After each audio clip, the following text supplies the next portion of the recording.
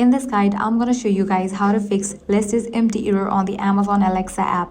Let's get started. First thing you want to do is clear cache for the app. For that, launch settings. Now navigate to the option general. Go to iPhone storage. From the list of apps, find Amazon Alexa.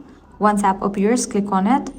Now select the option offload, confirm it, then click on reinstall app. If you're using Android device, press and hold on the Amazon Alexa app, select the option app info, go to storage, click on clear cache and confirm it.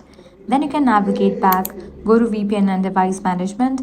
In case you are connected to VPN or proxy, disable it as these can interfere with Alexa's services. Next up, check for app update. Head over to App Store or Play Store, search for Amazon Alexa. Once app appears, if you see the option of update, click on it and update the app to its latest version.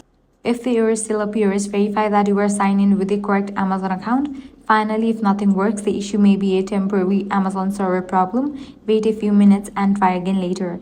That's how you can easily fix list is empty error on the Amazon Alexa app. If this guide helped you out, do not forget to like, share and subscribe.